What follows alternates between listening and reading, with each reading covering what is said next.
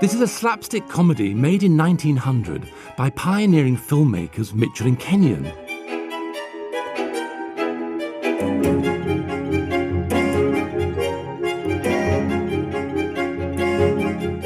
Their films were lost for nearly a century, but they've recently been found, over 800 of them.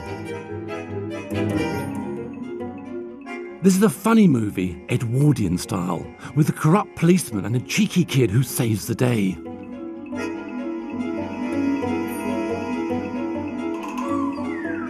They made most of their money from showing their films locally to small audiences in the north of England.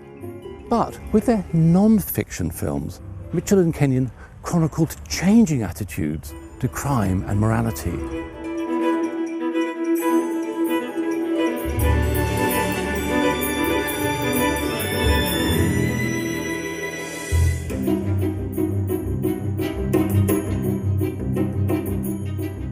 Mitchell and Kenyon hit the jackpot with their curiously titled Diving Lucy, a film that became an international sensation. It told the timeless tale of humiliating the local bobby.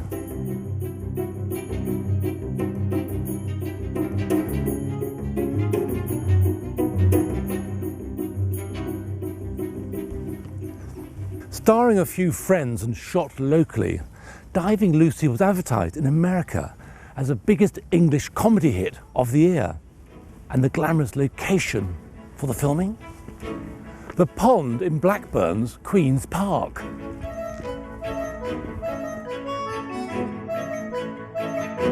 Mitchell and Kenyon's crude one-reel comic films were a precursor to the comedies of both Chaplin and the Keystone Cops, made 10 years later.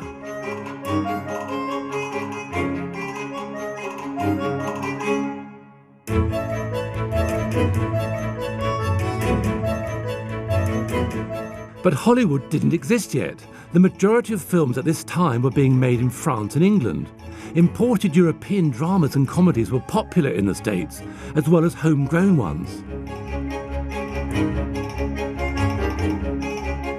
Diving Lucy worked within a well-established tradition of poking fun at the police and authority figures in general.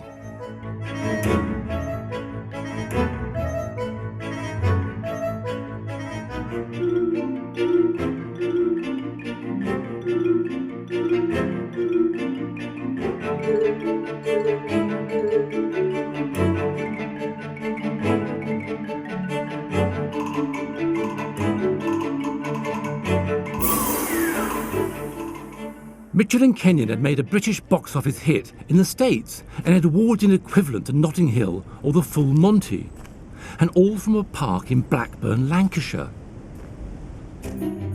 Their big hit made them big money.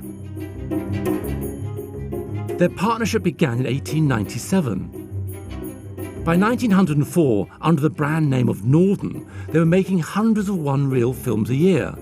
But it was their non-fiction films that were the most popular with the British audiences.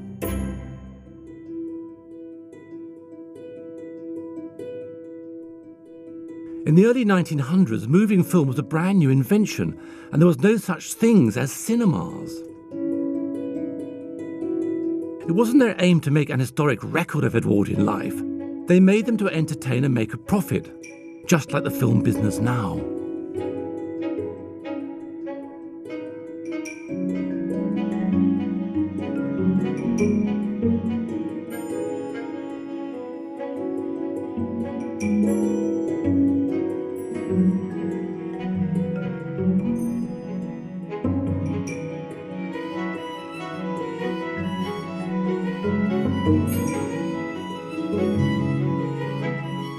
They would film anything they thought people would pay to see.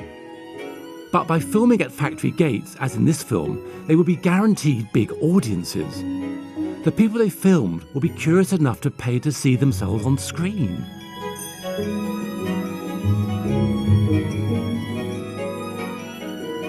They were shown in tents at fairgrounds and in music halls all over the Northwest. And these local films were the most popular item on the bill.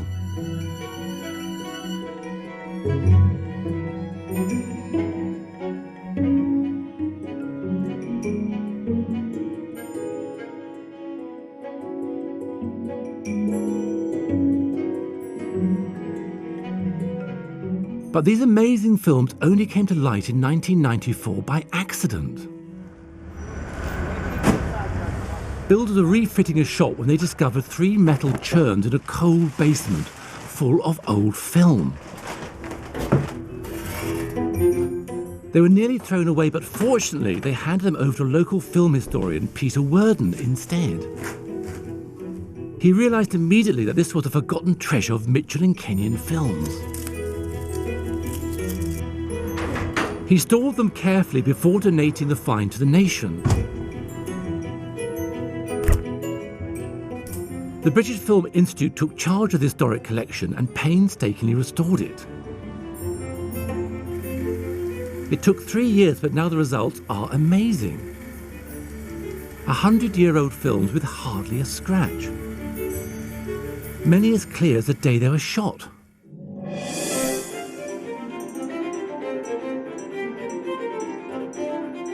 The films of Mitchell and Kenyon show us Edwardian society at a time of transition. The forces of law and order were modernising and becoming more organised.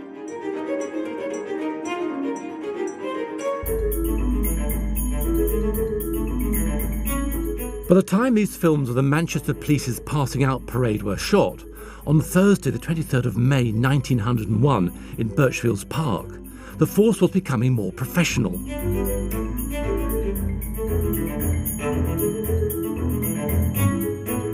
Chief Constable Robert Peacock, seen here in all his finery, Admiral's hat and white sash, was instrumental in changing the force. Under him they became more professional and modern, and unlike previous chief constables, Peacock had risen through the ranks. One of his training initiatives was first aid. He introduced police handbooks and a career structure with exams, where if you passed, you were rewarded with promotion.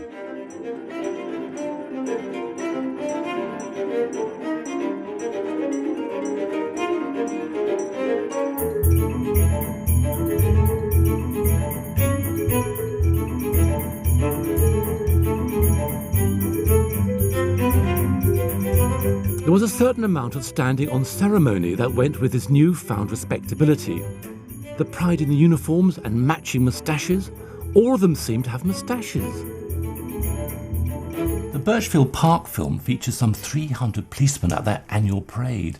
Now, Edwardians loved a bit of pomp and circumstance and, of course, a police band. Well, Ada Bickley saw our article in the Manchester Evening News about this film and got in touch. Oh, look at that. And all more or less the same size. That's what looks so good. Very good.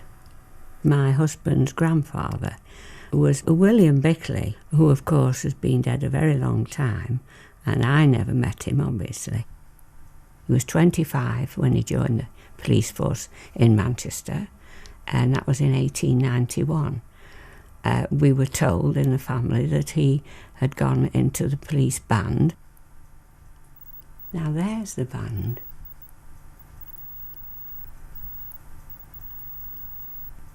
I think that's him, the one without a moustache, because he does definitely look like my husband.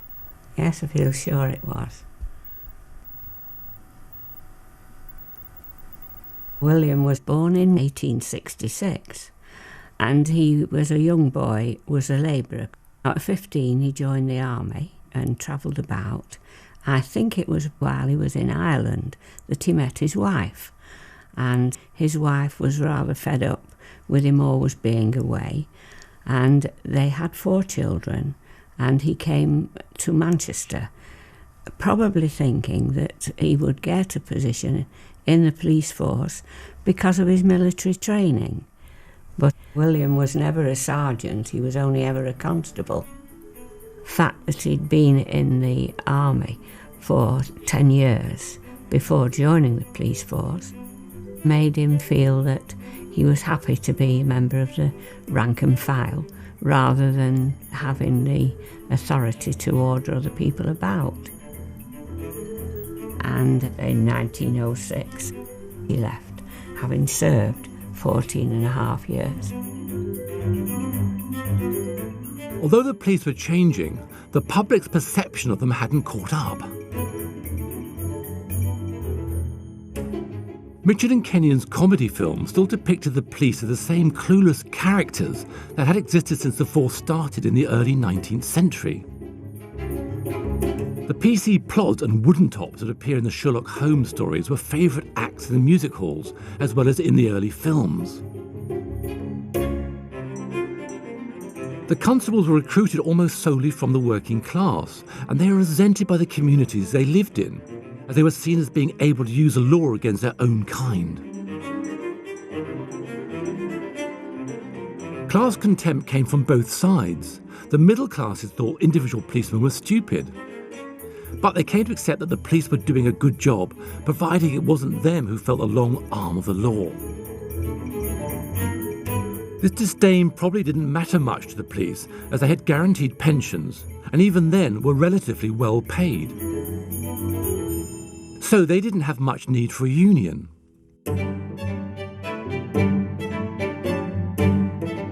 One area where unions were very necessary were the docks. The dockers' strike of 1889 had led to a huge growth in trade union membership across the whole country.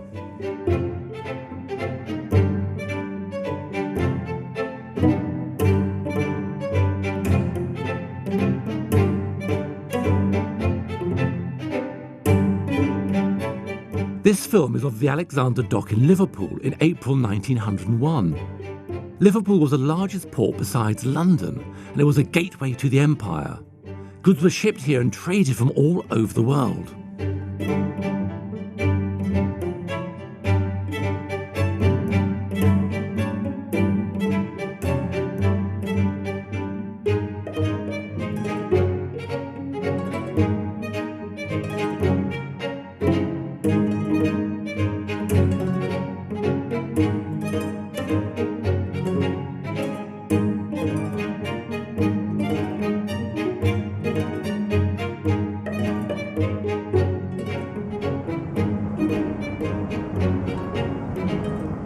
But Liverpool wasn't only exporting goods. Young and old people alike were leaving England in search of a better life. Between 1900 and 1914, more than 5% of the population left Britain permanently. From these docks, from Glasgow, from Bristol, hundreds of thousands of people left for the New World, particularly North America, before the First World War.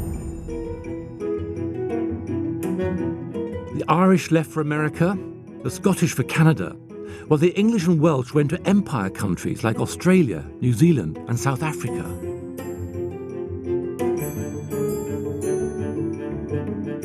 Mainly unskilled and poor, they left to give themselves a fresh start and escape Britain's suffocating class system.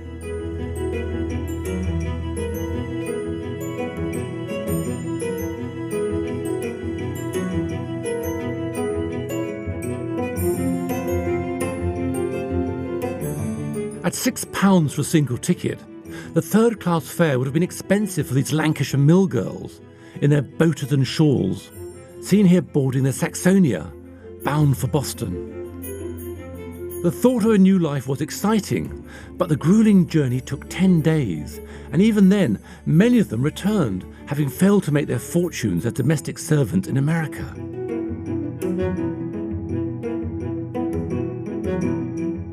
These films of people waving farewell to friends and family aboard the Saxonia and the Lucania weren't recorded for posterity's sake. Richard and Kenyon developed them the same day so their relatives could see them that night.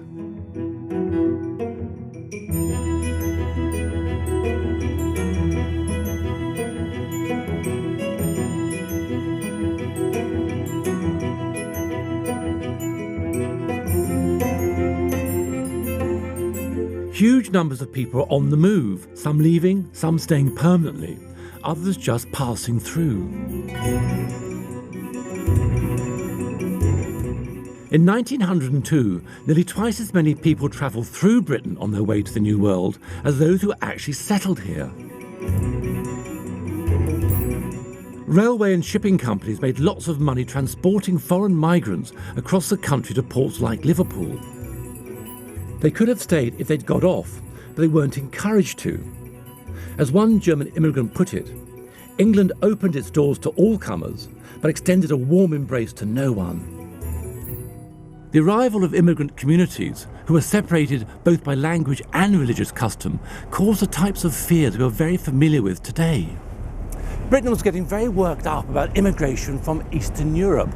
In response to public pressure, to scaremongering stories in the press, the government passed the first ever legislation to curb immigration. It was the Aliens Act of 1905.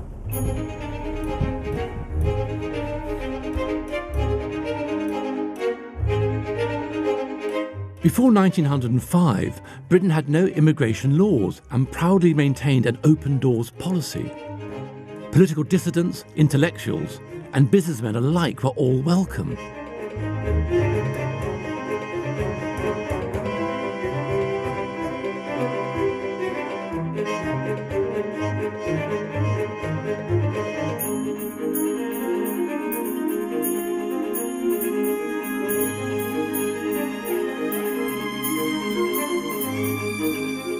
Eastern Europeans, like these men in their Astrakhan hats, along with Germans, Chinese, Indians and Italians, settled in cities all over the United Kingdom, from London to Cardiff, Glasgow to Manchester.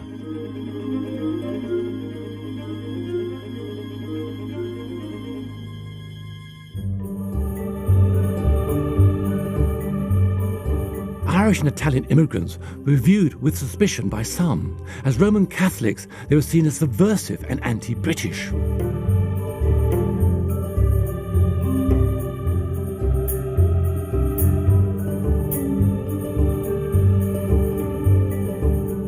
Religious festivals like Whit and Easter were still major public celebrations in Britain. This film of the Manchester Catholic community was shot on Whit Friday, the 27th of May, 1904. That is Piccadilly. That's walking back from Albert Square. Piccadilly. We found Serafino de Felice through an Italian Heritage Association in Manchester. His grandfather came to England in the 1870s. He's got the Bandiere Tricolore on. You see it? That's what we wear when we walk. We still wear with the green, white and red. I've got one exactly. It's green, white and red. So he's Italian with that sash on, which means those are the Italian unmarried girls with the lilies. That's fantastic.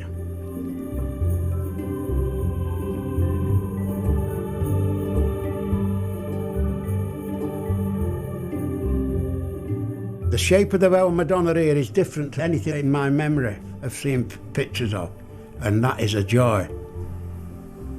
In 1890, the Madonna of the Day, which was an outside decoration, it just had flowers on the base, carried by 6 stalwart men, his grandfather was one of them, was the first time the statue of Our Lady, or any statue of religious significance to the Catholic faith, had walked through the streets of England, never mind Manchester.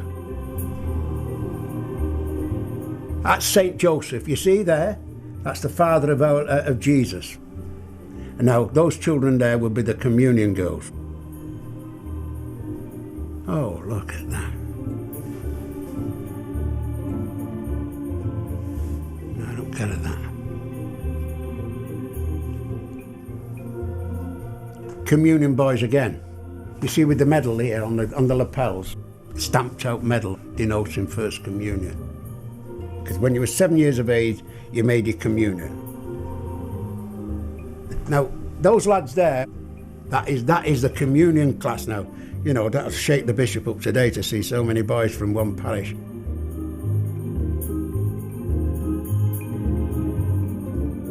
The Whit processions were high-profile events and took an enormous amount of organisation.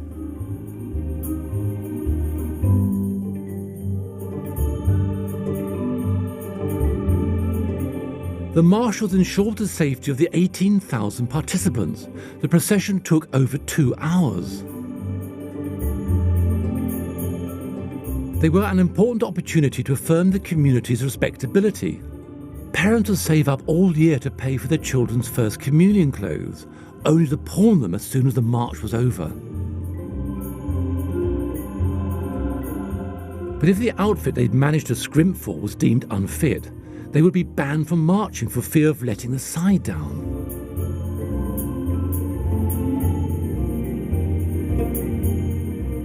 The religious divide between the Catholic and Protestant communities was felt keenly. They walked on separate days, the Protestants on the Monday and the Catholics on the Friday. Catholics and Protestants were also split along cultural and social lines, from the school you went to, the place you lived, and sometimes even the place you worked. The division was always there. The Catholic schools never played football against the Church of England schools. They were a separate breed on this face of this earth. And you went for a job and you'd turn around and say, my name's McCarthy or something like that. It says, can I have a job? And if the fellow at the other side was a Catholic, they'd take you on. If you weren't, he'd say, not today. And you'd go away. These parades and marches through towns and cities are part of a long tradition in this country, stretching back to the Middle Ages.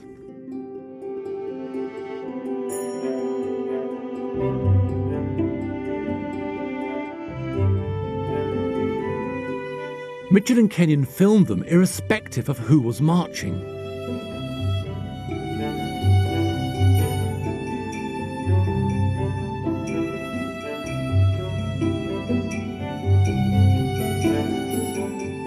From charity events raising money for lifeboats and local hospitals to a number of different religious groups.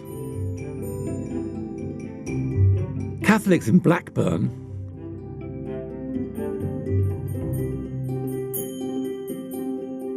Wesleyan Methodists in Clitheroe,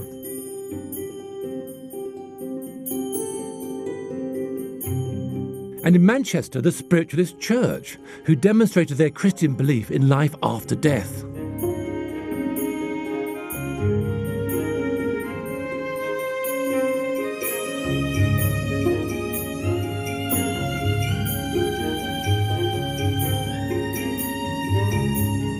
Many religious celebrations were originally pagan feast days.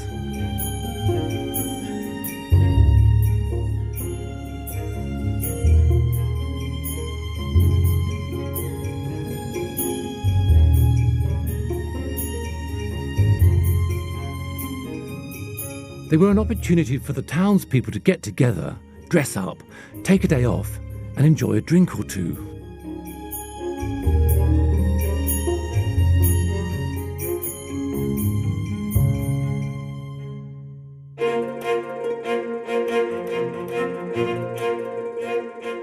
After all, they had a ready excuse. In some cities, the beer was safer to drink than the water, and for men it was advertised as a way to keep your strengths up.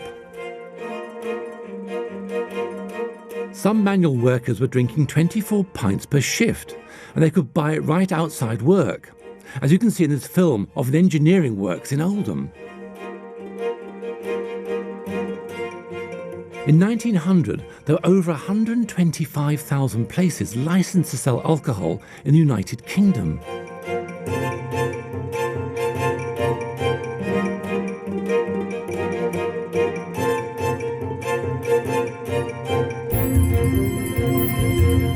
Pubs remained open most of the time. They only had to shut between 1 a.m. and 4 a.m, and even that wasn't strictly enforced. When they were open, children were welcome to drink beer alongside their parents.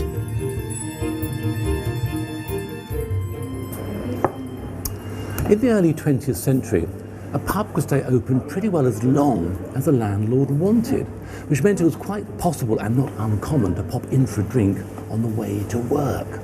It wasn't until the First World War that the government decided to curb and control the drinking habits of the workforce, particularly those involved with munitions and in engineering. And then our current licensing laws were introduced.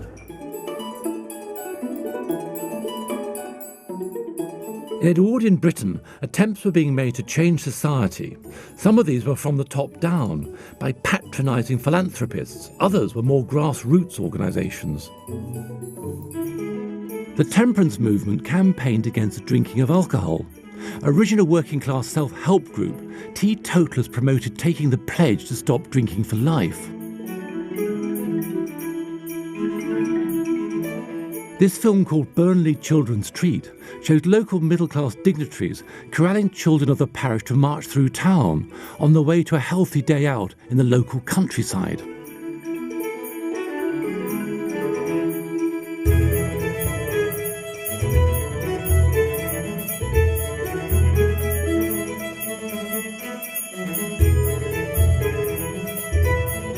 The children wave cups and mugs at the camera, and the special treat being offered to them? Coffee and buns, an attempt to turn the children away from a life of alcoholic ruin.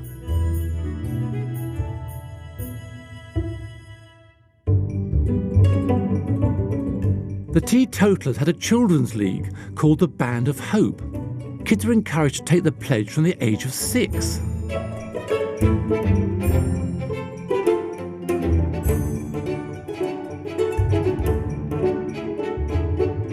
At the beginning of the century, there are over 10,000 bands of hope in the United Kingdom, and in total, 600,000 men, women and children had sworn to abstain from alcohol.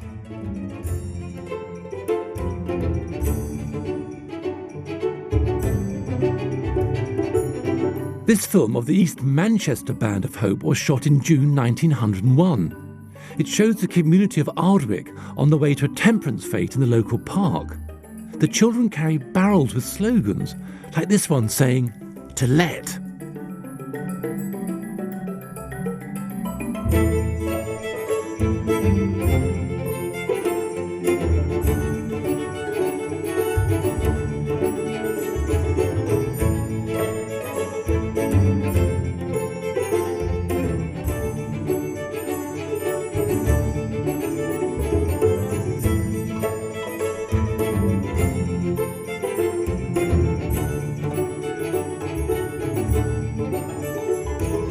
To find out more about this largely forgotten movement, we went to the British Library's newspaper collection to find some reports of the time.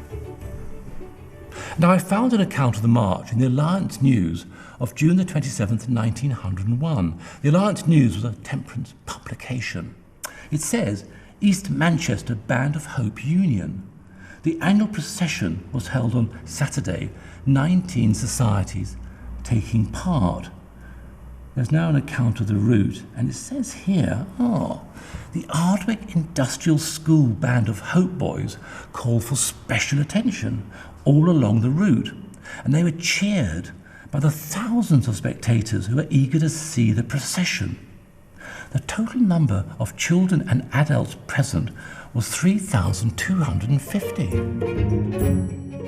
The loudest cheers would have gone to the boys of the industrial school, of course, because for the Band of Hope, they had started as sinners and were on their way to becoming saints. Industrial schools were a particularly Victorian invention, for children who were thought to be disruptive were from single-parent families or were homeless. Officially, they were for improving the children, but in reality, they were a combination of children's home and young offenders institution. We've got a copy of the 1901 census for the Ardwick Industrial School. This tells us who was in residence at the time of the census, the masters and what they call scholars, the boys. This census has a lot of kind of rather interesting information. For example, we see the age of the boys. Mostly they're between about 9 and 12, 13, 14. Also, it tells us where they came from. And a lot of the boys come from Manchester, as one would expect, but also many from all over Britain, actually. I noticed one here from Ireland. A lot of boys I noticed from London, East London, from Bethnal Green. Here, George Jelves, scholar, Bethnal Green. Well, I can't believe it, really, you know. I think my old man was here. He must have been about 13, mustn't he? I think they look quite smart.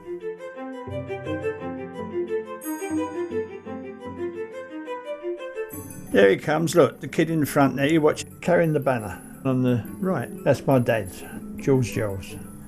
He had a little saucy grin on him, didn't he? It looked like him, it's the expression on his face. Saucy little what's it. His mother was in service in a house, big house, you know, and it's more like a maid, but as far as I know, she was French descent. She was working all the time, and she looked after him, but she couldn't look after him a lot, could she really? He had no father to look after him, so you had to be hard to live like that, didn't you? When you think about it, those poor kids, it was no joke, was it? To think what they had to put up with. I'm glad I wasn't there. Going from London to Manchester, it's a long way away for a kid, wasn't it? It's like going to a foreign land, wasn't it? They looked after him. Quite possible, if he was at home, his mum couldn't buy him clothes like that, could she? He was a jolly sort of a fella. I'm looking here with my dad's name,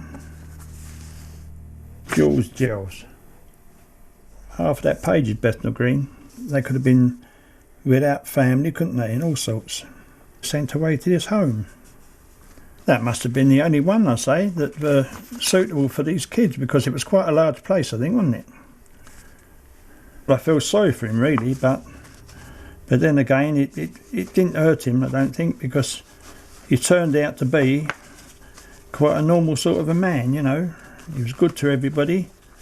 He had a good heart. He worked hard. And look what you finished up with. When he was 46, I was 9. You can see him when we were on that boat, on the paddle steamer going down to Southend. George Jells went on to join the Navy. He fought in the First World War, and rather than return to Bethnal Green, he settled in Essex.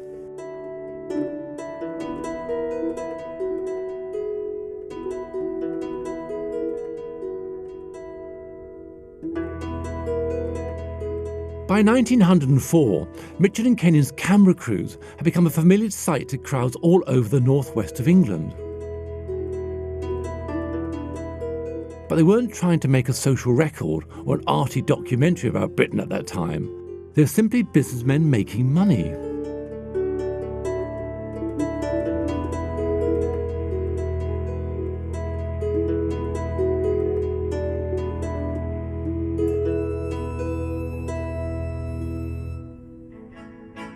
Sagar Mitchell, 37, former cabinet maker, photographer, and now a successful cinematographer, was an eligible man about town. He met a local woman, Annie Eliza Mercer, a widow, also of Blackburn, Lancashire.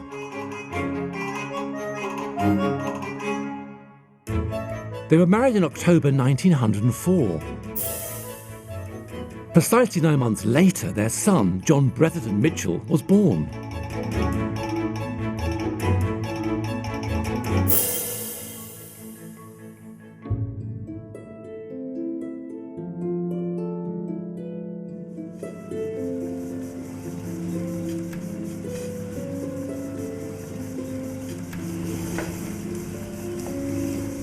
This film has a rather mysterious start. It seems very unlike the other Mitchell and Kenyon films, very static, very close up. Doesn't seem to be showing a local event or entertainment. It's rather sinister. There's a chap, smartly dressed, standing outside the door of a humble late Victorian house. A woman in a shawl walks by. Poor woman, I guess. We now move to another scene. A policeman standing outside the gates to what I presume is a police station. Back of a woman's head, shawl, a hat, a hair in a bun. She's walking towards the policeman. The policeman is looking at her. The notice on the door, I can't quite read it. There's double doors.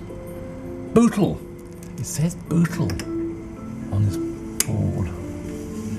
He's taking her in to the police station.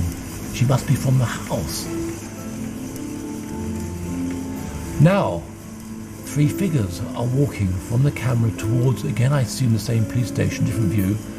There's a man being held between 2 other men. They're all smartly dressed. He's clearly under arrest. He's being escorted to the police station. Most peculiar little film. I say quite unlike the other ones. So what is this mysterious film about? An arrest, seemingly, taking place in Berry Street, Bootle. And all the film says on its first frame is, Gaudi. What can that be? Gaudi.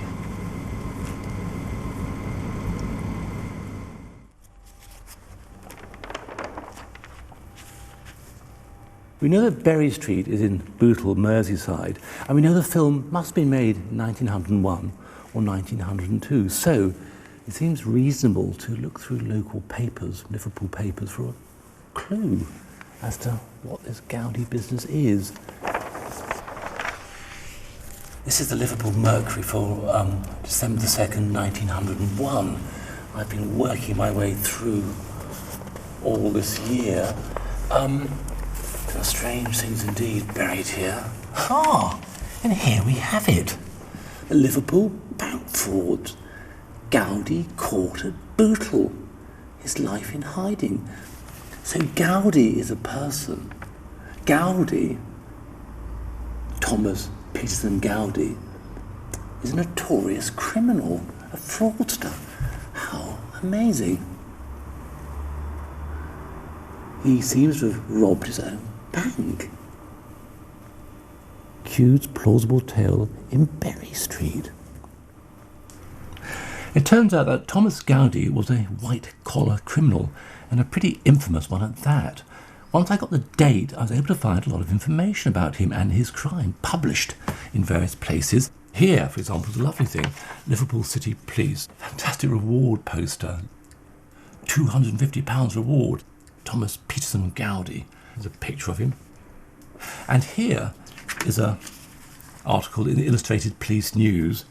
It details his arrest, taken in bed, it seems. Now, of course, Gaudi is a pretty unusual name, which meant it was possible for me to pretty quickly find descendants, including Leila Gaudi. I've never seen this before. My husband was Gavin Gaudi, and Thomas was my husband's uncle. Oh, that's the house where he lived. Is that his front door? My husband really, he clammed up about him. He knew that there'd been a robbery and that he'd been accused of it, and it was his uncle. And the family sort of didn't want to talk about it. Sort of understandable, I suppose. I only knew about him through the cutting in the Telegraph some years ago that said, about the bank robber, and gave something about it. And, because the name was the same, and I cut it out and showed it to my husband, but he didn't want to know anything about it. Thomas Gaudi worked as a clerk at the Bank of Liverpool. In just 2 years, he managed to forge cheques for a total of £170,000, or £10.2 million in today's money. When his crime was discovered, he went on the run and faced a nationwide manhunt.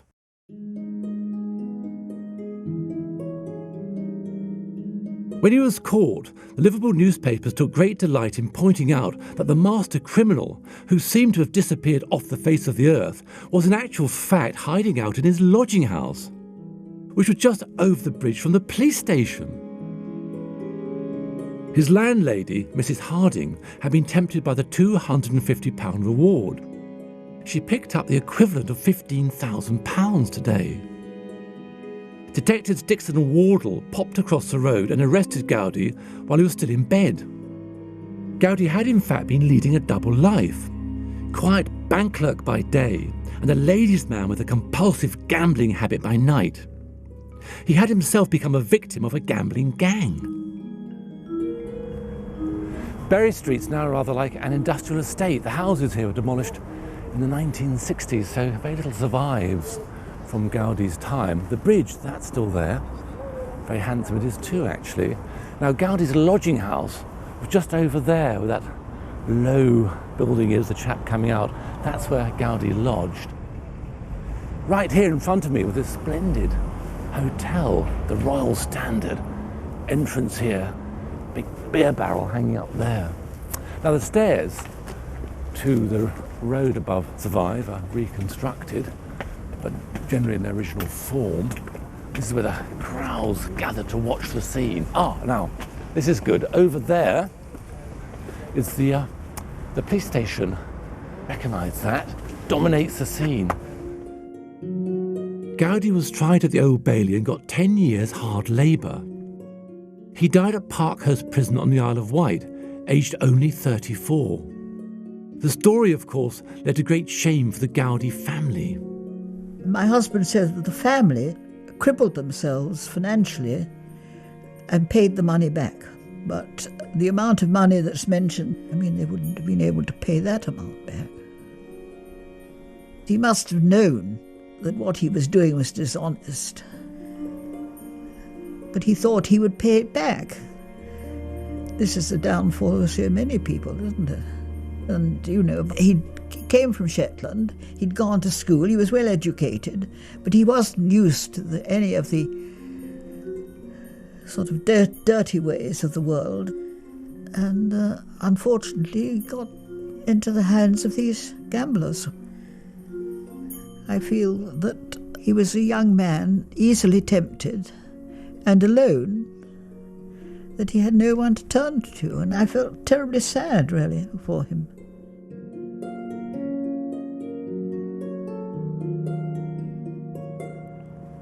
So there we have it. The film Mark Simply Gaudi was in fact the first crime reconstruction in film history. It was truly pioneering because it used actual locations and people who were involved in the real incident.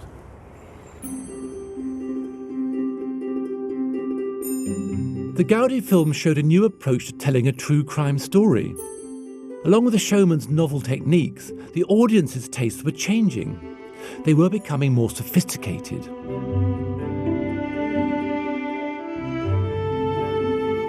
Increasingly bored with watching parades and factory gates, they wanted more complex entertainment. The thrill of seeing themselves on screen was fading.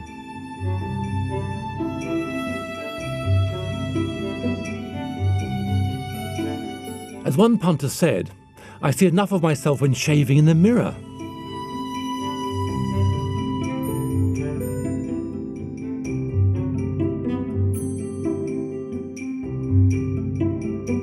Audiences wanted a more structured night out, and by 1910 a new type of moving picture experience was being offered. George Green, a fairground entrepreneur, spotted a gap in the market for refined entertainment in purpose-built palaces, and he started building cinemas.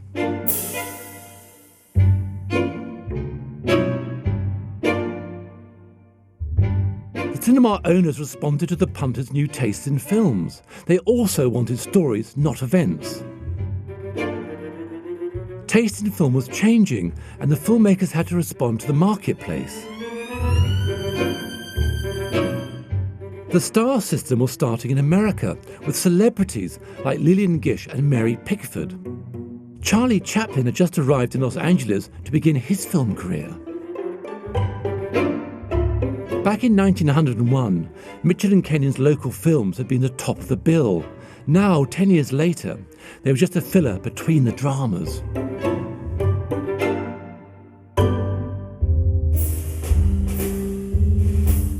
The golden age that Mitchell and Kenyon's films captured was coming to an end.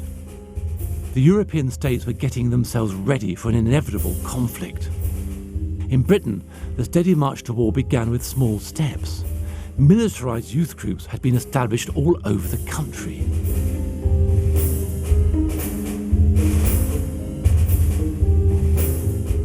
Robert Baden-Powell, seen here in one of Mitchell and Kenyon's films in Accrington, was a Boer War hero and originally wrote his famous Aids to Scouting as a military training manual. The aims of the Boy Scout movement were to develop leadership, comradeship and responsibility. It caught on quickly. By 1913, there were over 150,000 Boy Scouts in the United Kingdom. Here we see Boy Scout troops proudly marching the towns of Clitheroe, Warrington and Chorley. The The movement fitted perfectly with the ethos of the times. It was patriotic and imperialistic in outlook.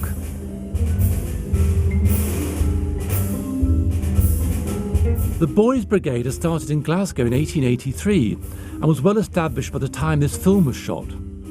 Described by its founder as a religious movement using military methods, it involved uniforms, military training, and religious education.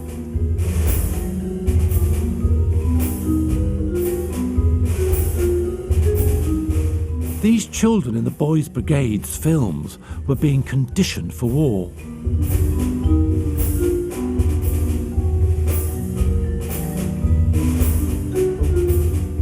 Military values and ideals went hand in hand with the steady stockpiling of weapons across Europe.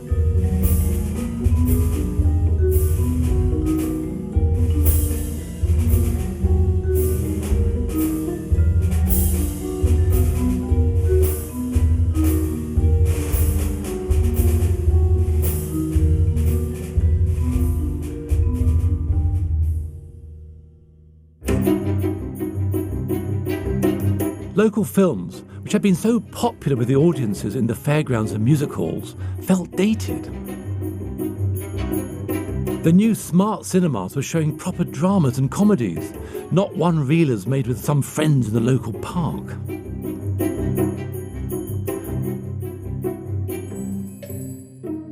Film companies had to cater to the new cinema owners now, and Mitchell and Kenyon couldn't compete with the bigger outfits in the south of England, let alone the American imports from Hollywood.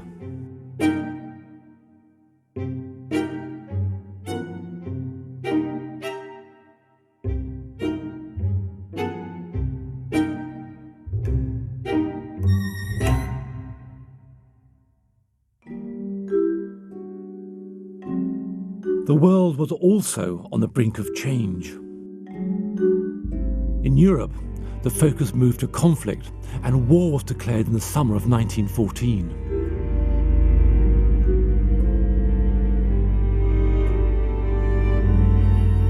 The young men in these factory gate films who had joined military youth groups were now urged to join up.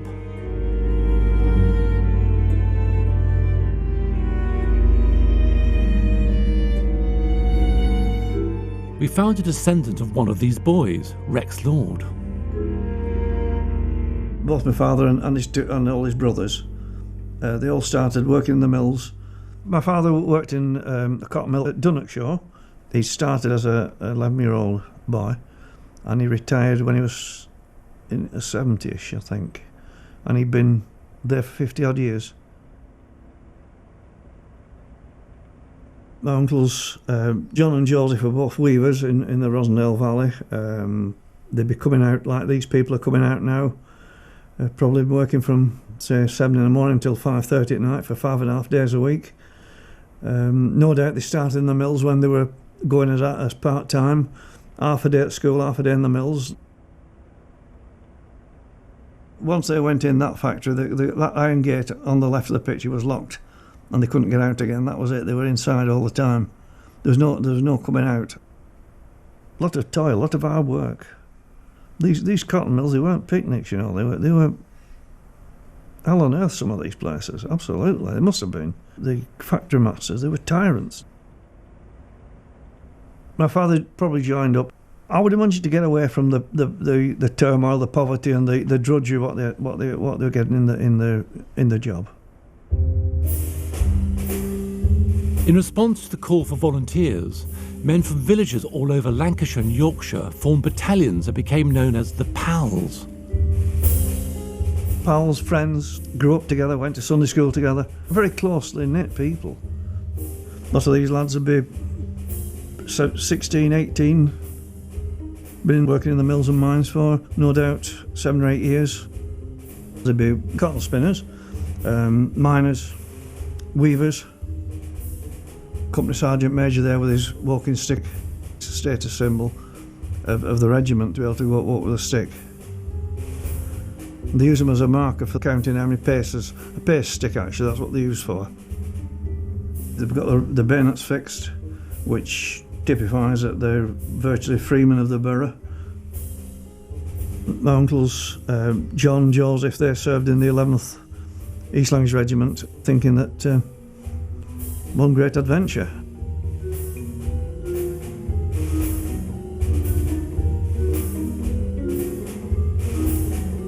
One pal will say, I'm going to enlist tomorrow. And somebody will say, right, I'll come with you. And then somebody else would go with them, and there'd be perhaps 4 or 5 all join up on the same day. As in the case of these 2 uncles of mine, they just went, volunteered, and that was it. Not thinking about the mother or anything like that. When my father went, he just went with the same thoughts of going, and with his friends were going, but in his case, he tried to get in the Navy. And he walked it from a village called Crosherbooth to Accrington, over the moors. No buses, over the moors. And when he got there, he was an inch too small, so he had to walk back. So the following day, he went to Rottenstall and volunteered for the Royal Army Medical Corps. This film is of a battalion from the East Lancashire Regiment called the Terrors on its way to a Royal Review in 1909. 6 years later, the Powell's regiments left Blackburn from the same station for the Great War. Rex Law describes how it would have felt for men like his uncles and father who had just joined up. When my uncles went and my father went, they would be doing exactly the same as these soldiers are doing now. They'd be embarking for probably going to Liverpool to get the troop ships to go straight through over to France. There's a padre. Can you see him with the white collar? He stood against the he's turned this way now. Can you see his white collar? The padre would go to give him some spiritual comfort, no doubt. A lot of these young men will never have been out of the valley, out of Rosendale or Blackburn or wherever they come from, and to go on a train. In fact, probably 50% would never have been on a train apart from going to Blackpool. But to go on a boat and go across water, well, I mean, it's another world, absolutely. As you can see now, they would have been waving like a holiday makers going on holiday, but it just simply wasn't holiday at the end of the day.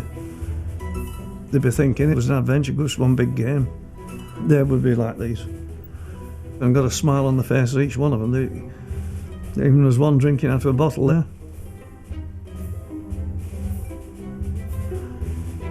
And then probably think, oh, we're back. Uniforms on, a few medals, and all the girls will be looking for us and what have you.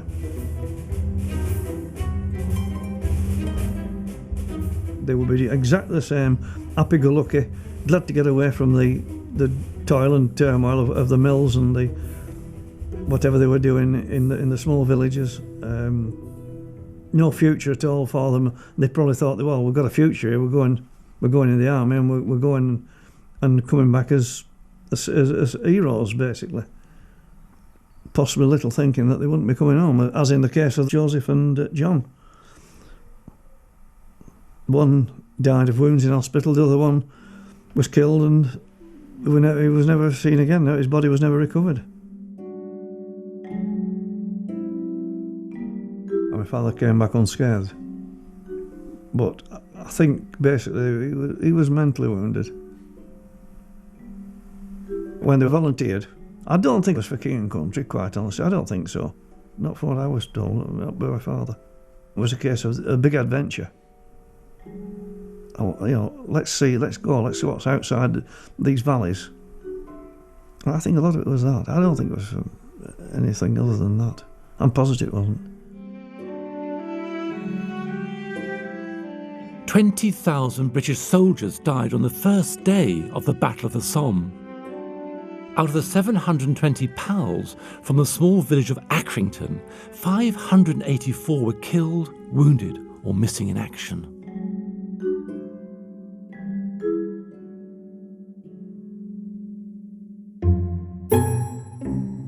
On the eve of the war, local films had gone out of fashion. Mitchell and Kenyon decided to part company.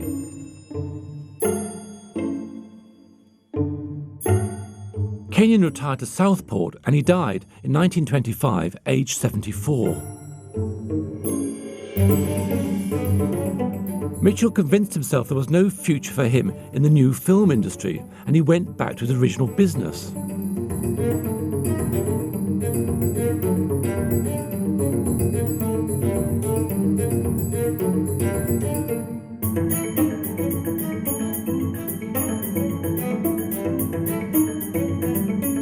He became a successful photographer, taking portraits of local men who left for the war, as well as those who returned as heroes.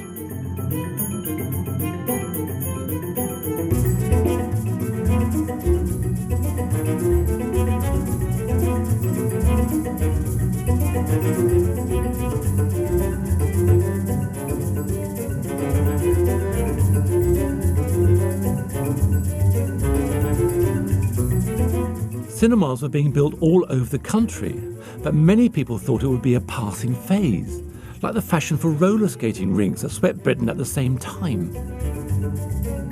After the First World War, nearly every town in the country had a cinema. In all, there were over 3,500. Mitchell never went back to making his films, but luckily for us, he stored them away carefully.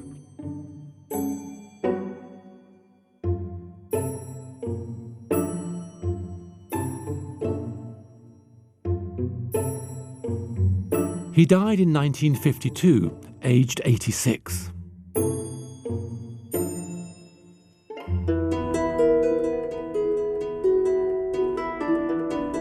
All of the people who have featured in Mitchell and Kenyon's films are long gone.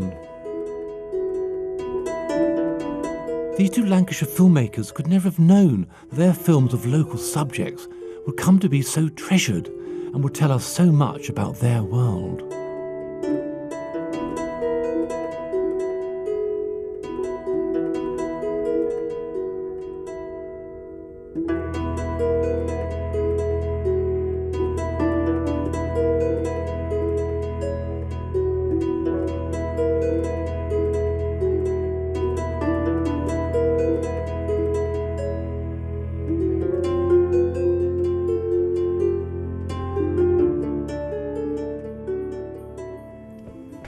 Mitchell and Kenyon's films remained in the basement of the shop for the rest of the 20th century. This incredible collection was almost lost, but instead is being preserved to reveal the world of our ancestors with more energy, humour and detail than ever before.